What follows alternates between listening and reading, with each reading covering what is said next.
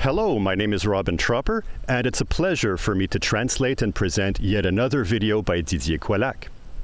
There's an old joke in English about accents. It goes something like this. Do we say vase or vase? Well, it depends how much you paid for it. You could retell the joke like this. A vase is something you put flowers in, but a vase is something you put in a museum. The following is clearly about a vase, as its sculpture is truly inspiring and shows both skill and a sense of decor that just leave anyone speechless. Yet, might there be more to the patterns in there? Do sculptural motifs convey meanings that were understood to people back then? A little bit like we might recognize the meaning of different stars and colors and crests from Star Wars or Harry Potter today. We know the eagle represents the USA, and the bear means Russia, and the lion the UK. A fish is generally known to be a symbol of Christianity, and the crescent moon is the symbol of Islam, and Judaism has the hexagram. So what were the symbols in the days of the kings of France? And how might their assemblage be interpreted? But back to the vase or vase. Didier Coillac's work often deals with play on words and homonyms specific to the French language, obviously, as the architecture and art are French, from France. Sometimes these are hard to translate. I will do my best to convey the meanings to an English audience. Once again, if these questions mean nothing to you, there is much in here to enjoy in the sheer majesty and mastery over the years, and these gems are just not presented anywhere else. But if you are a fan of Dan Brown type mysteries, you're in for quite a ride. Please enjoy.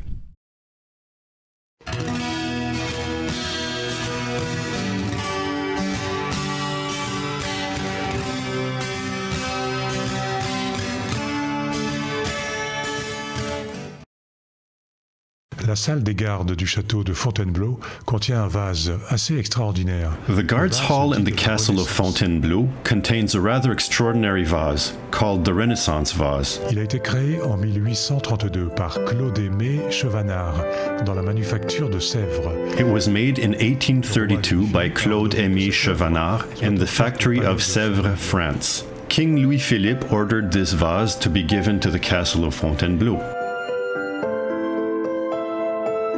La scène principale montre Leonardo da Vinci peignant la Joconde en présence du roi François. The main scene shows Leonardo da Vinci painting the Mona Lisa in the presence of King François I. A affirmé le biographe de Léonard, Vasari.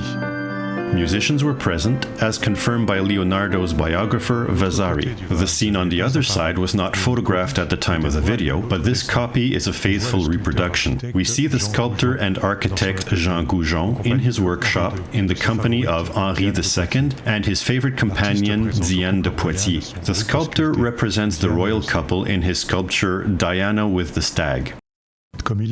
As was customary in artwork of the old school, apparently trivial details take up a lot of surface area. So one could well ask, if all this is ornamentation, allegedly only for aesthetic purposes, might it not also carry some encoded messaging? Pourquoi des poissons? Why fish? Pourquoi ces étranges visages? Why these strange faces? Pourquoi cet homme-bouc? Why these satyrs et ce visage? And this face? En fait, ce vase, comme in fact, this vase, as innumerable other puzzle pieces, carries a secret code which is disseminated in ancient art forms. Ces masques montrent des faciès intermédiaires entre le These masks show a face apparently halfway between a lion and a human. Partout dans les monuments anciens, insérés dans des compositions mystérieuses, dont la signification n'est pas évidente au premier coup d'œil. We find these pretty much everywhere in ancient monuments, inserted in mysterious compositions whose meanings are not clear-cut at first sight. They are gods that came down to earth and interfered with human civilization. Ils sont des dieux descendus sur la terre qui ont interféré avec les civilisations humaines. On trouve dans l'Antiquité les dieux et déesses Sekhmet. In antiquity, we find the gods and goddesses Sekhmet and Tefnut, Mithra and Narasimha, represented in different mythologies as hybrids between lions and humans. En Mésopotamie aussi, on trouvait Even des in dieux Mesopotamia, we find gods that are leonine in appearance. Le vase de The Fontainebleau, Fontainebleau vase connects us to a far gone time, the zodiacal era of the lion, during which a universal ecological catastrophe happened. Ce déluge est raconté dans toutes les traditions. This flood is told in all the civilizations of the world. This is why architectural depictions of lion faces have an air of suffering. C'est pourquoi les hommes lions de l'architecture ont souvent une expression de souffrance. Ils vivaient à une époque où leur monde a été détruit par une inondation. It lived in an epoch where their world was destroyed by a flood. Ici, on a la symbolisation d'un document roulé. Here we have a symbolized scroll, Concernant cette époque, a rolled up document, the emblem of the knowledge concerning this antediluvian age. les pierres précieuses marquent la richesse, l'opulence d'une civilisation. The precious stones mark the wealth and opulence of a flourishing civilization as testified by Plato when he described Atlantis. Les fruits vont dans le même sens. The fruit bear the same meaning. D'abord eu le sens de résultat avantageux. The word fruit means an advantageous result, the benefits taken from something. C'est-à-dire qu'il est question d'un monde ancien évolué. So we are presented with an ancient and evolved world. Proof of its existence has come to us through time and made its way to the hands of the kings of France. On peut voir ici des outils de maçon, We can see here masonry tools, notably a compass and a square, notamment un compas et une équerre ouverts l'un devant l'autre, ce qui est un emblème de la franc-maçonnerie. opened one before the other, which is an emblem of Freemasonry.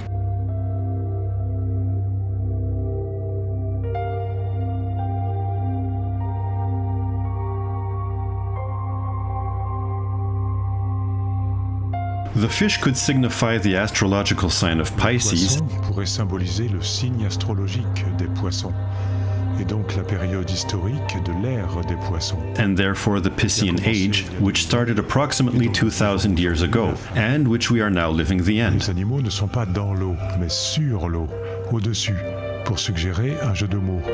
Hors de l'eau, c'est la mort des poissons, c'est la fin des poissons, la fin de l'ère des poissons. The fish are not in the water, but rather on the water, which signifies a play on words. Out of water means death to the fish, or the end of the fish, the end of the Piscean Age. Nous vivons une époque de fin de cycle où peut se produire une nouvelle catastrophe écologique, comme annoncé dans diverses prophéties. We are living an age of the end of a cycle where another ecological catastrophe could happen, as is predicted in various ancient prophecies. That is to say, at the end of the age of Leo, there was a mythical flood. At the end of the age of Pisces, a similar catastrophe could Au happen. début d'un nouveau cycle, une nouvelle civilisation, un nouvel âge. The time of the transition between the Piscean Age and that of Aquarius is expected in esoteric lore at the beginning of a new cycle, a new civilization, a new age. Le vase comporte 4 statuettes d'un homme au visage cornu et à jambes de bouc. Il s'agit de Pan. The vase has 4 statuettes of a horned man with cloven feet. It is Pan, the god of wild nature and the personification of the great everything. Pan is part of Greek mythology, which refers to an immemorial and legendary past. Aujourd'hui disparu. He is an earthling from the preceding cycle, a humanity now gone. He symbolizes here a human that has not lost its animal nature. He is unpurified. This is truly a decadent past, when disorder reigned on the world. Platon dans la Bible et dans le livre d'Enoch. We can find allusions to this in Plato, the Bible, and the Book of Enoch. Et des dieux qui vivaient sur la terre. The great flood came and put an end to the strayings of humanity and gods that lived on the earth. Du mal. The serpents next to Pan are emblems of evil, seeing as the book of Genesis presents the serpent as the tempter that incites Eve to transgress. Siracide. The Bible affirms in the book of Sirach, chapter 21, verse 2 of the Revised Standard Version, "Flee from sin as from a snake, for if you approach sin, it will bite you. Its teeth are lion's teeth, and destroys the souls of men." Thus, the snake on the vase indicate the perverted nature of the horned man. For that matter, Christendom considered the horned man as the personification of the devil. Ici, on retrouve une tête munie de cornes. L'expression émotionnelle. Here, we find a head with a ram's horns. Faisant écho à la sentence Its emotional antique. expression shows suffering, echoing the antique sentence, "The great god Pan is dead," which announced the end of a civilization. Pan voit arriver sa propre mort et celle de son monde. Pan sees his own death arriving, as well as the death of his world. Elle est la boucle, le passage étroit. In French, there is a homonym. Book with a C means ram, whereas book with Q-U-E means a narrow path, and the word closely resembles bouche, the mouth. So Pan's mouth is open, showing the narrow path to the secret of a ram man. It is the opening, the mouth, to an underground world containing hidden knowledge. D'ailleurs, le motif de la feuille de papier se retrouve ici, en symbole d'un For that certain matter, savoir. the motif of a sheet of paper can be seen here, symbolizing a certain knowledge. The figure indicates it with the hand. Il y a enfin les fauves qui sont agrippés aux anses du vase.